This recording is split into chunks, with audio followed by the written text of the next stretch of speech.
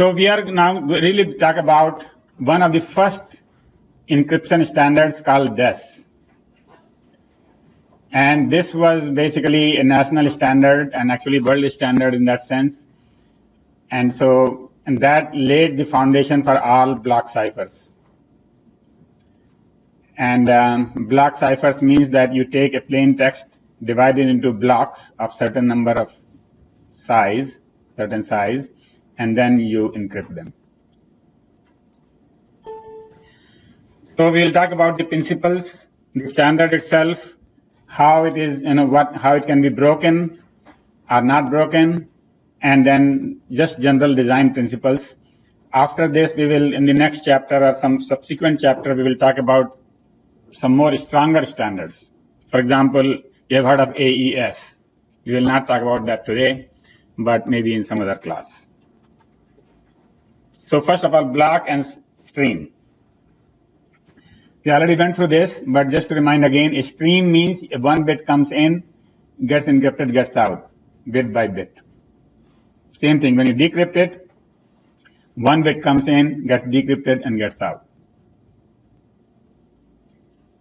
So that's actually not as strong as if you get a block of text, in this case, B bits, and you get a key, encrypt it, B bits get out, so that's a block of B bits. The B could be 64-bit, 512-bit, and so on and so forth. So most of the stronger standards of today are,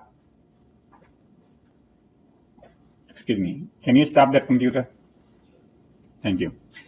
Most of the stronger standards of today are block encryption. Right? We'll see. So the whole thing started with Shannon. You know who is Shannon? Shannon is the father of information theory, a professor at MIT, and a professor emeritus. I don't know whether he's alive or not, but he started the whole field of information theory, and his name appears everywhere. One of the things he did was security. Obviously, in 1940s, with World War, security was a very hot topic, and so he came up with two simple operations. He says for making anything confidential, we should do two things. One is diffusion and second is confusion.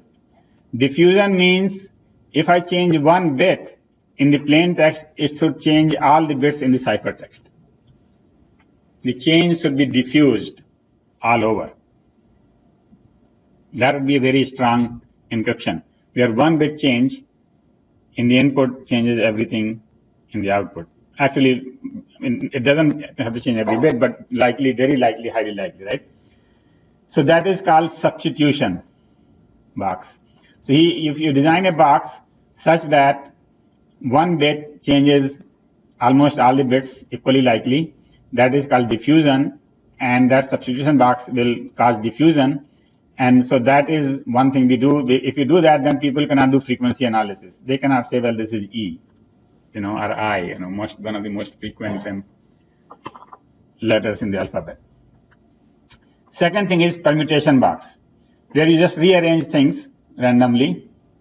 So the first bit becomes second becomes first bit, and so on and so forth. If you just randomly rearrange them, then it would cause confusion. Then it would be difficult for the people trying to break it to figure out how it came about. If you combine those two, that will be product, basically, and that is what we do today.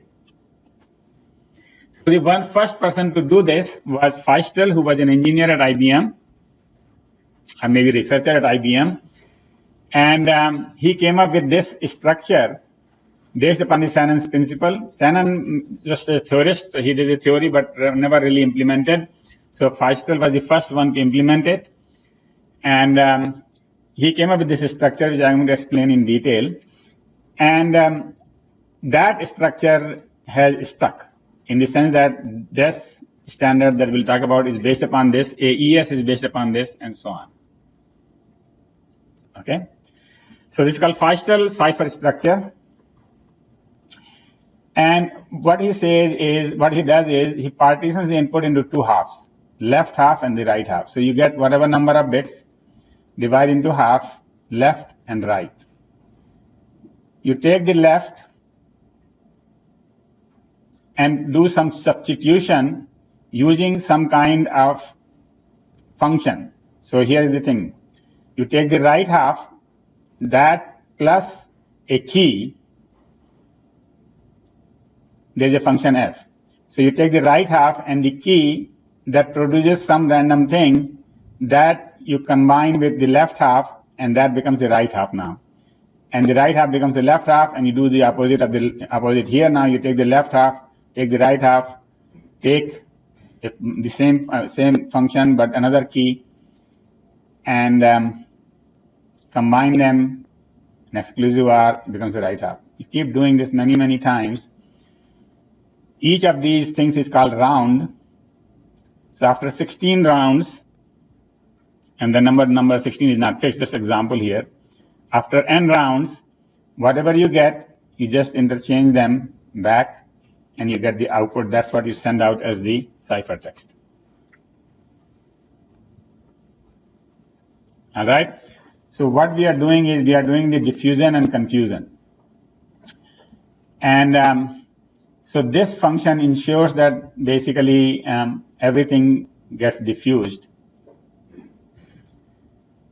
And this function is basically what was the other one? Confusion and diffusion. Confusion. This is the confusion, this is diffusion. Okay. Now let's see. Any question about this? Oh, yeah, there is one more thing here. The interesting thing and the reason this is stuck is that this is very simple to decrypt. Decryption is just the opposite. You take this text, ciphertext, and you use the same 16, there are 16 keys as shown here, K1, K2, K3, K16. If you take the 16th key, take the same function, take this half, do the function, exclusive OR, and then you get the left and right and so on and so forth. Just do the opposite and you got the plain text. Okay, so your decryptor is the same logic actually in the hardware, if you are doing this in hardware, and that is where it is done, by the way. If you're doing it in hardware, then you do this hardware design, and this hardware design is straightforward, same thing. Okay, now, I mean, here it looks like, I mean, what is the logic behind all this? And some of it is secret, some of it is, known. Okay, so for everything like this, there are people who believe that maybe NSA had some hand in it and they know the solution to this problem and we don't know the solution, things like that. And some people know the logic behind this, some part of the logic, right? So the thing is, there are some tables I'll show you in a minute. Why this table came about? Yeah, there is some logic, but there is something which is just taken for granted because the standards gave it to us and say, use this table, and we're going to use that table. Okay, it's not, it's not strict mathematics here. So when you see a standard, it will be a Feistel cipher, but different variations. First of all, the block size could be different. You will see AES 128, AES 256, AES 512. That is simply the block size is different, right? Key size is different. And then the number of rounds is different. You don't have to have 16 rounds. You could have 32 rounds. The more stronger you want to make, the more rounds you can have. Sub-key generation. How do you get these 16 keys or, 512 keys? I mean, you're not going to give 512 keys. That would be too much. So what you do is you take one key and you make all these keys from there. So how do you do that? So that is another difference. Round function, this function f, could be different in different standards. Fast software encryption, decryption. So now this was originally designed for hardware, but now much of the things are done in software. So that is another consideration, that can you do all this in software and fast? So newer standards will be more software oriented as opposed to this. For this, you really needed a DES chip. So people bought a DES chip, DES chip, and that would be implemented in basically in some machine, computer, or whatever it is, and that will produce the encrypted output. The software implementation and ease of analysis. And second thing is, now we want everything to be analyzable, so somebody can analyze it mathematically and say, yeah, this is the right thing to do. Nobody trusts anybody else now. Right? So there will be many designs, and we will see one design today, which is the DES. DES is Data Encryption Standard done in 1977. 1977, 23 plus 14. 37 years old. It is still used, but not very good. Okay? This is basically, so in 1977, NIST ran a competition saying that NIST, by the way, you know, is National Institute of Standards and Technology, previously called National Bureau of Standards in Washington, D.C.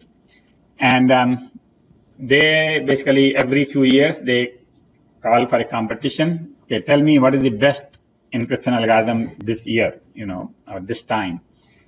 And so 1977, when they had a competition, everybody submitted their design, and they selected one design, modified it enough so that, you know, so on and so forth. So this was something which was called Lucifer by IBM. And it was developed by Feistel himself. So obviously he used his structure, and he says, here's the standard that you should use, and the world accepted it. Now, I'm not really sure whether the world accepted it, but I don't know who decides the NIST. Never been to these meetings, but so somehow the NIST accepted it, and this was for all commercial and unclassified government applications. Now, this is important. Unclassified means government will not use this for anything which is secret. Classified. They need something stronger. But if you're doing anything like bank transaction, you can use this. And it uses 64-bit key. Now, 64-bit key basically, strangely enough, is only 56-bit because the last bit is always the parity bit. So if you decide the 7 bits, you know the last 8th bit of each octet, each byte. Everybody understand that? Right? A byte and the parity bit. And that is an odd parity. What does odd parity mean? The sum of all the 8 bits in a byte have to equal an odd number. Yeah, so the number of ones in the octet has to be 1, 3, 5, 7. You have to have an odd number of ones. So if there are even numbers, the last parity bit is 1. If it is already odd number, then the last parity bit is 0. So this is there are only 56 bits that you can choose. So that's why it is called 56-bit key. And this is designed for efficient hardware implementation, and this is used in most financial transactions. Banks use it, are used to use it, let me put it this way.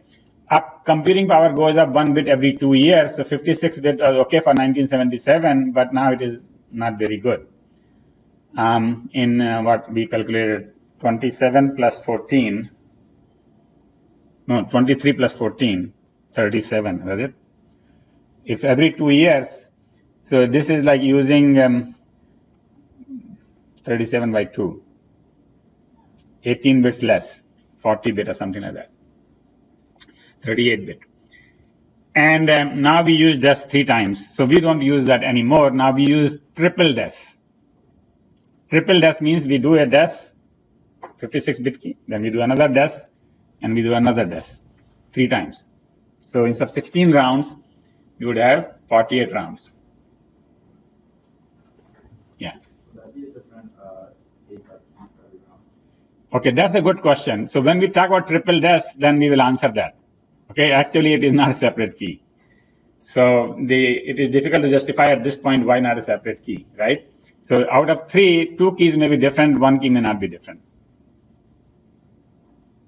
That will come up later. But you remember, there were days when you could not send anything out of the United States if it was encrypted with more than 40-bit key. Well, you may not remember. You guys probably are not there, but I remember. So the idea is there was a restriction placed that you cannot send any computer or anything which can do more than 40-bit encryption. You cannot write a software that uses more than 40-bit encryption. And there was obviously the academics and the scientific community objected to a lot. And interestingly enough, a book was published which had the whole algorithm written down in, so you cannot send a code, right? But you can send a book. So they found a way to beat it. They wrote the book. They said, okay, here's the book. I can export this book. And now you just go and type it in, or do OCR. So they wrote it in OCRable characters. And so you cannot send the code, but you can send the book. Anyway, now it doesn't exist. I mean, now we don't enforce those things. But 40-bit was very easy to break even though in those days. Right? And now we have 56-bit and a 56 times 3, whatever number that comes out, 100 something. Very close to that we get. The standard is 16 rounds. Each round is a 5-step like this. Round 1, round 2, round 3, round, and so on and so forth. Each round is a 5-step. We have already seen it once before. You divide into 2, do some function, which we'll see the function, actual function now in a minute. So you have this round function and the key and then that one, right? However, question is how do you get the key? So that's the interesting part. You have only one key, which is 56-bit, actually 64-bit key. And you get 56 out of that. And you do some choice, you select something, and so you get 48 bits out of 56-bit. Okay? And then you do a left circular shift. What is a left circular shift? Left circular. Think about a 56-bit word and left circular shift. So the second bit becomes first bit, third bit becomes second bit, and so on. So you just do left, and the first bit goes back to the last position. That would be left circular shift. So you do left circular shift, and then you select 48 bits. That becomes your first key. You do one more left circular shift, and you select 48 bit. How you select 48 bit is basically, there is a specification as to how you select that. So it's not that you just take the first 48 bit. Okay, that is coming up in a detail later on. So you do 48 bits. That becomes the first key. This becomes second key, third key, fourth key, 16th key, and then I'm going to tell you about the round function, and then the output comes out.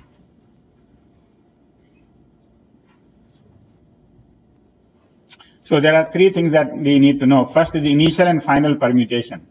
So here is a box which says initial permutation, and this says final permutation. It says actually inverse initial permutation, but this is the final one. So what happens is, first when you get the 64 bits, you do something so they become different 64-bit. Okay, so that is first permutation, and this is actually that is what we call so we have two things: substitution and rearrangement. Transposition. So if you do transposition here and then do transposition at the end. So those are the initial and the final permutations, and they are such that if you didn't have any of this, just put the initial and the final together, they will be just come out the same thing. So whatever bit you put in comes out here. That's why it says final equal to inverse of the initial. If you didn't have anything in the middle, whatever you put in gets out at the end. So they are designed so that they are transposition opposite. Round function. Now round function I haven't talked about. This is this function. So I'm going to tell you that in a minute. And sub-key generation. Sub-key generation is this part. I will talk to you a little bit more detail right now, but we are seeing that you don't have 16 keys, you have one key. Okay? Initial permutation. So initial permutation is specified by a table, and this is the exact table in the standard. Now, design of this table is something beyond this class and beyond, most of these people, in the encryption standard. Basically, this was done, and everybody follows this. But basically, what it says is that 58th bit comes here in the first position. 50th bit comes second position. 42nd bit comes in the third position, and so on and so forth. If I give you 64 bits, 0 through, let's see, is there a 0 here? No. 1 through, is there a 64? Okay, so 1 through 64. The bits are numbered 1 through 64, and then you put the bits in this order. Okay, by the way, there is a homework in this thing at the end where you to do this. So you have to understand what it is that we'll give you a 64-bit number, and you have to put the 58th bit first, 50th bit, 42nd bit, and so on and so forth. And then at the end, you just do the opposite. The 40th bit comes to the first location, 8th bit comes to the second location, and this and that, right? Now, can you see that this is just the inverse of that? You see what happened to the first bit here? First bit went where? Right there. What is that location? Number? If you count here, 1, 2, 3, 4, 8, 16, 24, 32. This is 40th. Right? At the end, we will take the 40th bit and put it in the first position. So it will come back to the first position. Now let's see what happened to the second bit. Second bit in the 8th position, and at the end, we will take the 8th bit and put it into the second position. Okay, so this is the inverse of that. Clear? All right. And this is by design that our even bits go in the left half. Now let's see, this is a 64-bit word. First byte, second byte, third byte, fourth byte, fifth byte, sixth byte, seventh, and eighth byte. So this is the left half. Left half is the first 4 bytes.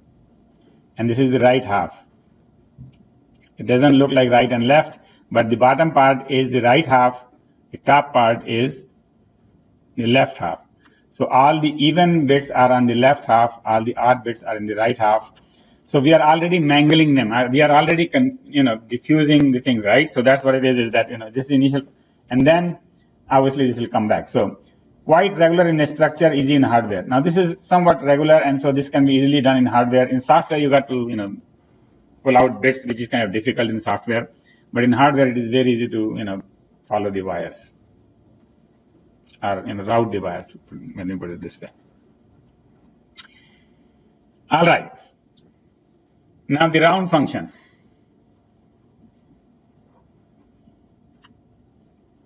Round function is that you have 32 bits. Remember, we had 64 bit and we were into 2 halves. Only 1 half we are dealing with. So you take the 32 bits and we are going to encrypt it with some function. So to do that, this whole thing is a function, by the way. To do that, we first divide that into 48 bit. We take 32 bit and make 48 bits out of it. How do you make 48 bits out of 32 bit? You take 4 bits and add 2 bits more. Every 4 bit you add 2 bits. How do you add 2 bits?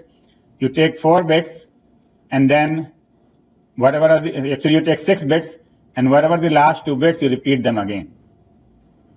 So 4, 5 are repeated, 4, 5 again, 8, 9 are repeated here, 8, 9 again, and so on.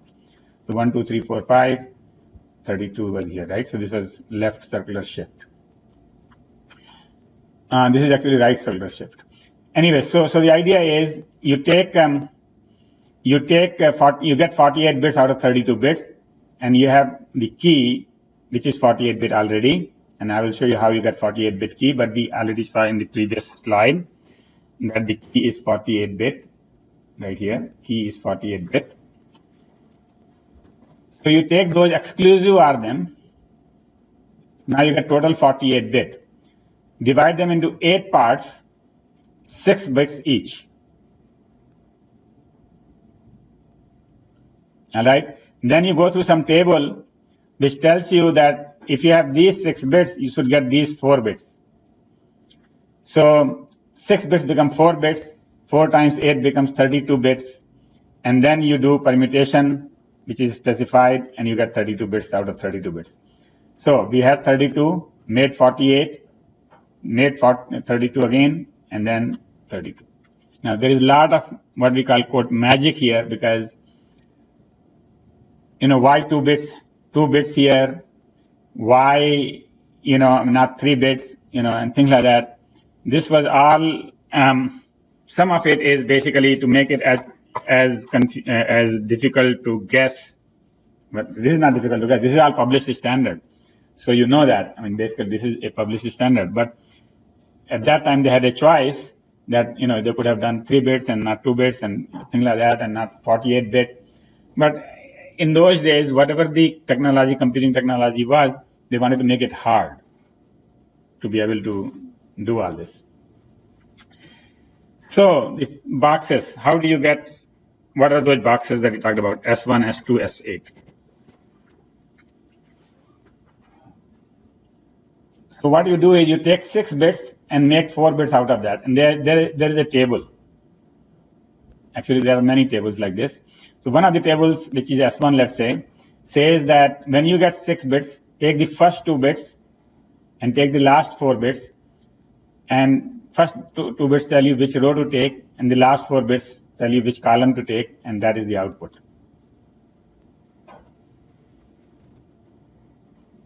So if you had, let's say, all zeros, if you had all zeros, 0, 0, 0, 0, 0, 0, 0, you will get output would be 1, 1, 1, 0. If you had all zeros, basically 5 zeros and a 1, what will be the output? 5 zeros and a 1. Anybody can guess what the output would be? 0, 1, 0, 0, the next item, and so on. So basically, this is the table which was prepared with some consideration, and some of these things are not well known, and so we cannot say, and then some of these things might be just intentionally kept secret, because it is quite possible, it's not proven, that there was a backdoor. You know, backdoor means somebody can decrypt it even without knowing the key or something like that. I don't know. I mean, I'm just telling you this because I mean, we don't know what the intention of the people who are putting these standards is. Nowadays, we can't trust anybody. Right? So, yeah. The 5 zeros and a 1 probably would give 0, 0, 0, 0. 5 zeros and a 1 6 bit, right? This will be this one. You have to take first and 6th bit. Oh, okay. You're right. You're right. Thank you. So let me correct myself. 5, 0 and a 1, you don't take the first 2 bits. I actually didn't say correctly, so I was wrong. It is not the first 2 bits. The bit 1 and 6 you take to select the row. So 0, 1. So 0, 1 would be the row, and the column would be 4 zeros, so it will be 4 zeros. Sorry. Yeah, I was wrong. So he was actually, you guys were right. I mean, the student who answered that the column was right because he was following what I said. But anyway, so now you understand, right? You take the first and the 6th bit, and then the middle 4 bits you take here. Now, how do you generate the key? So now there is a magic for that too.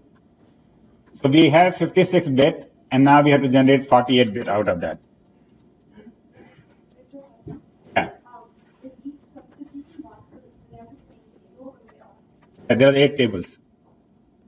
And there's no standard for that or anything. It's just No, these tables are standard. This table is a standard. You cannot use any other table. So like every substitution. If you have a DES, if you do DES, you will have, now this one, let's say this is S1. Everybody will use this for S1. Actually, the book might have all 8 tables. I didn't put all the 8 tables in the slide. But there are 8 tables, and everybody has to use exactly that table in that place. If everybody uses different table, then it will be difficult. Then you have to send that table to the other guy. Right? So this table is standard. Only thing you send to the other guy is the key.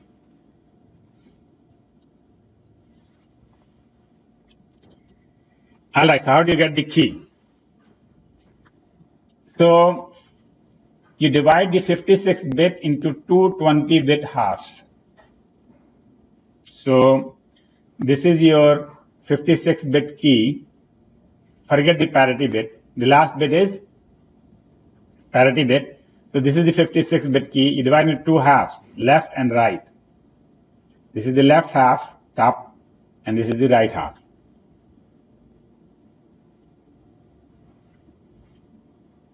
Right? Rotate each half separately, either 1 or 2 places.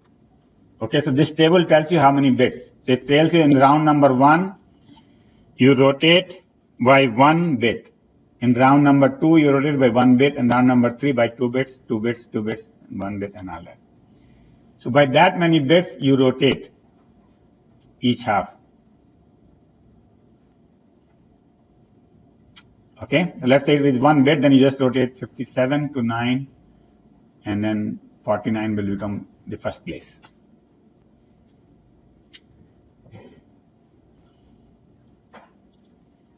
Alright, we have already, sitting these bits are already munched up because they were 1, 2, 3, 4, 5, but in this table they're not 1, 2, 3, 4, 5.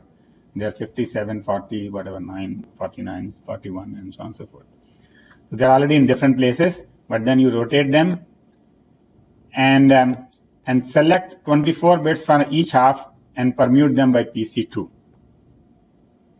So now we have, let's see how many we have, 56, 28 bits. Out of 28 bits, we have to select 24 bits, and we will see how to select that. And then, and permute them by PC2. So basically, this will do all that. So basically, this says that take the 14th bit, take the 12th bit, and so on and so forth. So you will get 12 and 12, 24 bits. Sorry, select 24 bits from each half. So we have, how many bits here? We have 8 times 6, 48 bits total.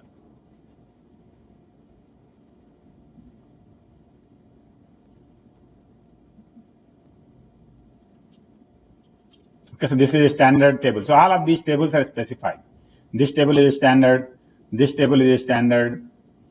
Of course, this is a standard input, and this is a table standard. PC1, PC2. So these are all in the standard, and you have to follow exactly that thing.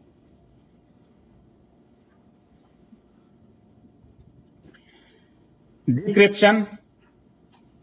We already talked about, because it is FASTL design. Decryption is nothing but encryption in the reverse direction.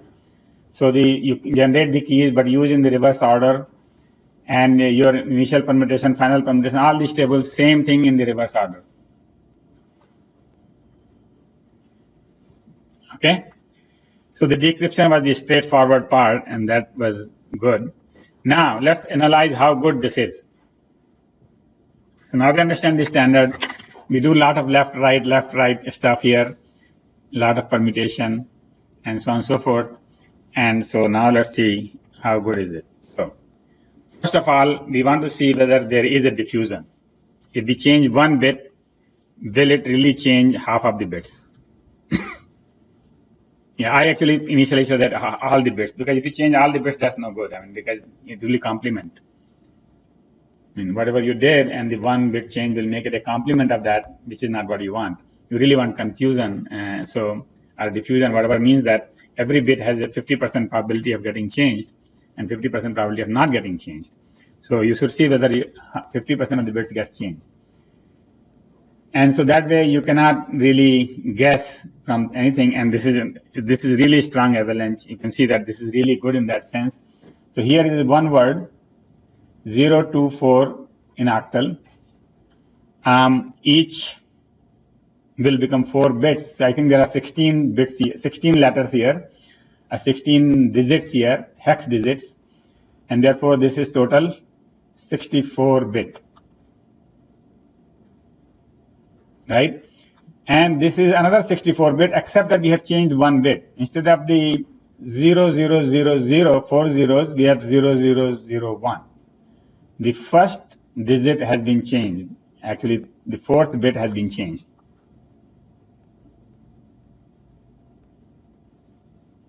Okay? And we do the encryption after round 1, round 2, round 3, round 4, round 16, and do the permutation, and this is what you get. For the first one, you get this. For the second one, you get this. The difference, if you count the bit-wise, how many bits changed, according to the book, it is 32. I counted 33, so I don't know. But basically, you see the first digit, D and 0, they're different in how many bits? Huh? D. How do you write D? D is 14. 3 bits, right? So the first position is 3 bits, and then the second position, A and 5, I counted 4 bits. So either I am wrong or something is, but anyway, so the thing is, I found a 33 bit change. How can 33 bits change in 64 bit? Yeah, out of 64 bit. So, but the thing is, either whether it's 33 or 32 is really good in that sense that 1 bit causes 50% chance of change in every bit.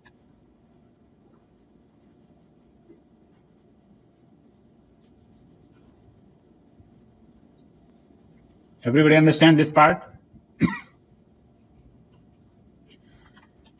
All right.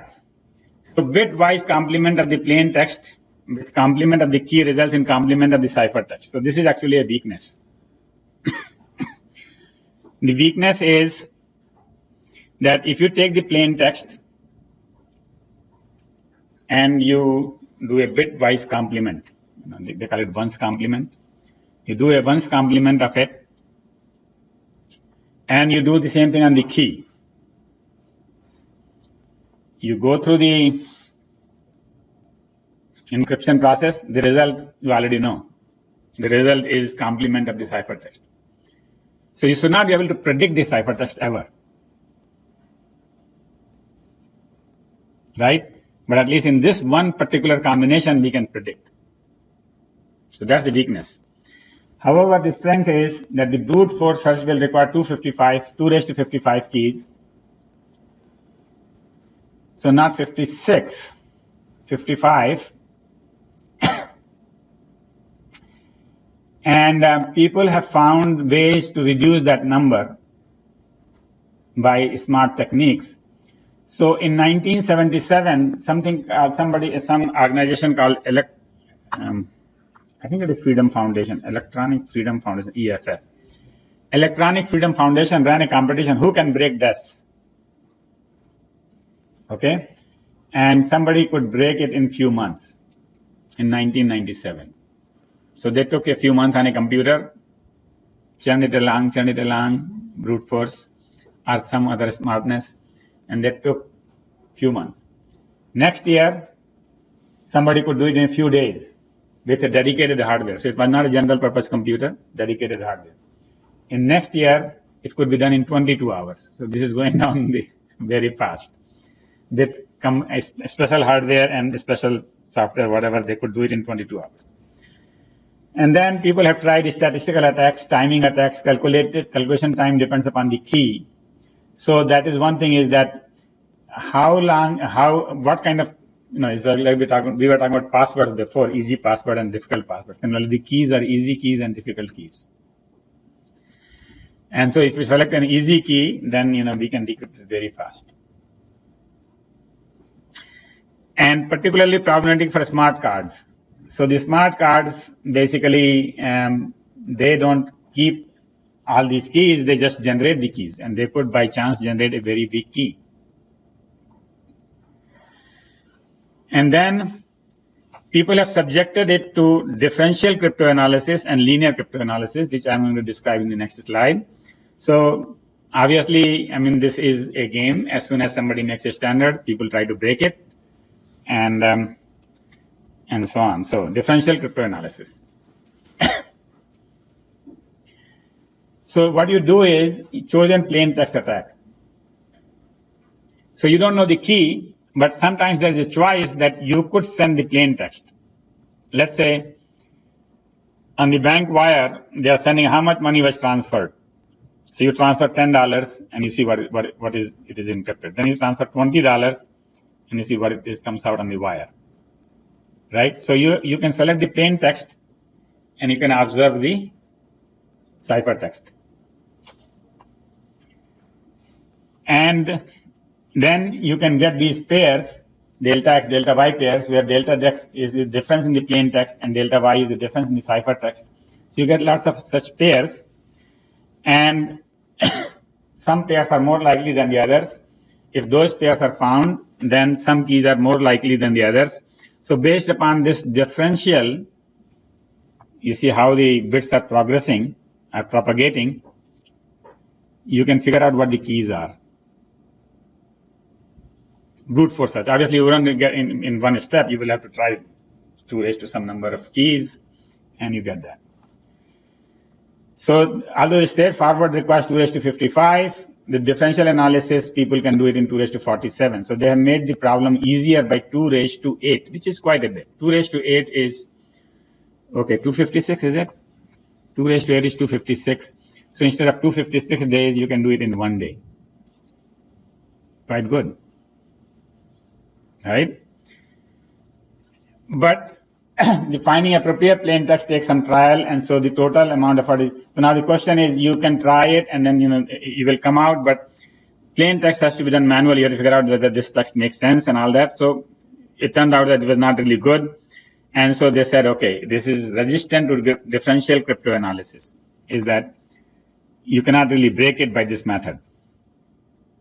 Although you can do it in this step, but by the time you have found the right plain text, you have to try, some special combinations. That requires 2 raised to 8.1 efforts. So that way, that is not good. Linear cryptanalysis. Cryptanalysis is basically that you see, if there is some relationship, and this is not the case in this case, but let's say somebody can find a mathematical function P1 is the plain text 1, P2 is the plain text 2, and the ciphertext bit 3. Plain text bit 1, plain text bit 2, and the ciphertext bit 3. If they're exclusive OR, you get K1, K2, and K5 exclusive OR together. Suppose this kind of relationship can be found. Then, you can break the whole thing by proper P1, P2s, and things like that. So in this case, actually, it doesn't hold, but we will see some of those things in some other later not standard, actually standards, which were weak, in which, you could write equations like this. And they were used in the real world, and I and you all used it. And so this one is actually, what we want is that this should be something that you cannot always hold true. So if the probability is half, then you don't know whether it is true or false. And if the probability is not half, if suppose 60% of the time this is true, then you are basically 10% bad. So that is called the bias. If you are 40% true, then it is again the same bias, because the opposite is 60% true. So find the linear approximation with the highest bias. So let's say we found something which is 90% true. Right? We got a good hold, because now we can try that with different combinations here, and so on and so forth. So this is called linear cryptanalysis, and this can be used given 2 raised to 43 plain text. So that breaks it down a little bit, but again, it doesn't say in this slide as to how do you get those plain text. But some people did this analysis, and they said we can do it in 2 raised to 43. So anyway, that brings us to the end of this particular standard. And there are other standards, and they all follow these principles. Non-linear S boxes. So the S boxes that you saw, those tables, remember you asked this table, is this standard, those S1, S8, they're all non-linear. So you cannot write a formula for this, because if you can write a formula, it is much easier to analyze it. So they are resistant to linear cryptanalysis. Linear approximation between input and output bits of the S boxes should have a minimal bias. So if you go back to these tables and try to see the input and the output, and you write a formula for this output for this input. Maybe in some cases you would, but then you find out in how many cases it applies. In the best box design, it should be 50%. 50% of the time you get the right answer, 50% of the time you get the wrong answer. All right, so that is one thing. S boxes should be resistant to differential cryptanalysis. And so all the differences should be equally likely. Any change in the bits, so on and so forth. Any output bit should change with the probability half when any input bit is changed. So this is again same thing, that in the S box you should be able to see all the confusion and diffusion. Output bits j and k should change independently whether any input bit I is inverted for all I, j, and k. So there should be nothing that people can predict as to which bit change will cause 15th bit to change, 16th bit to change, or something like that. Permutation. Adjacent bits should affect different S boxes in the next round. So basically, if you take the bits which are next to each other, they will end up in different places in the next round, very different places.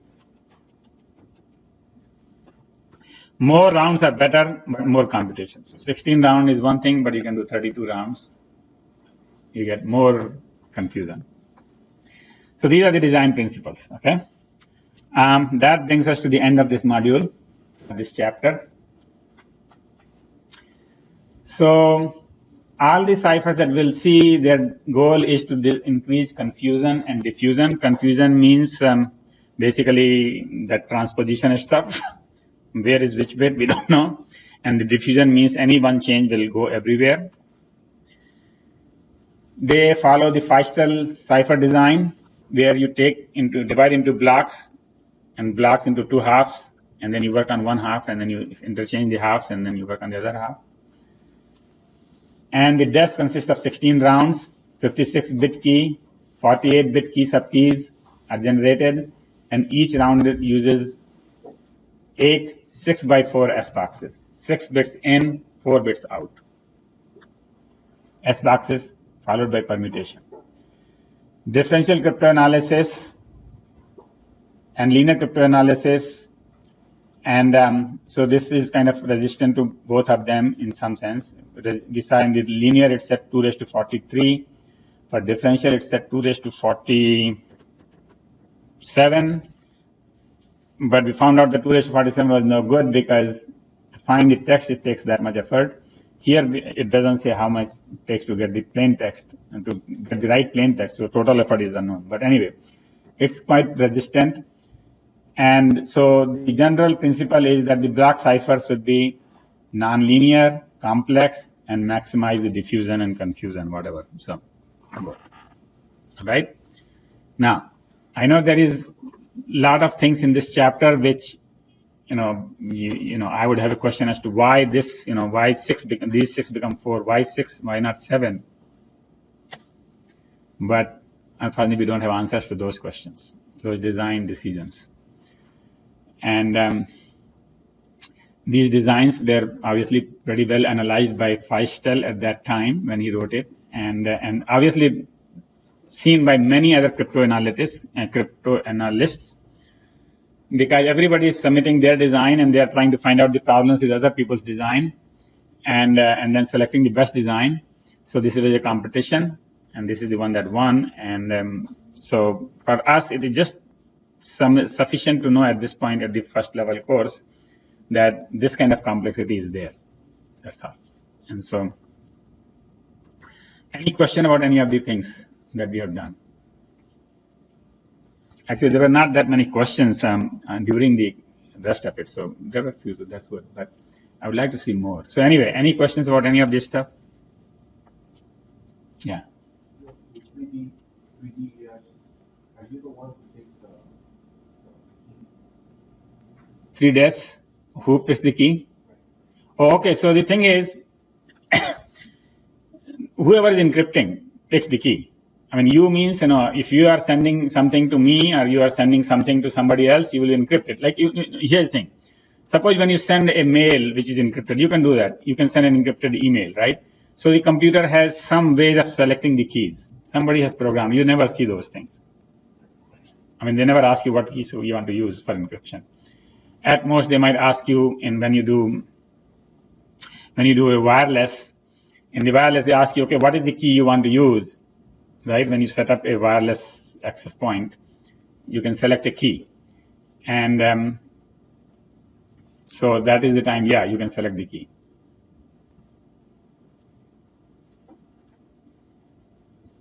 And then wireless equipment will do the DES or AES, most likely AES, that they use. Okay? All right, summary is done, so homework. So you do have to do that, and that's one round. If you're not 16 rounds, one round. And so this is the problem 311. And it has A, B, C, D, E, F, G, H, I. It's quite laborious in some sense, but I think you got to go through that pain at least once. I know you will never do it in life again, because nobody will ask you to do this by manually writing on piece of paper, looking at different S boxes and things like that. You will be always given a standard you can download, some kind of open source and DES implementation. But for this class, you got to do that homework. So allow sufficient time for that, because there will be a lot of confusion. I'm telling you, you will be taking the wrong bits. So I've given you the answer already. This answer is not in the book. But if you get to this answer, you got it right.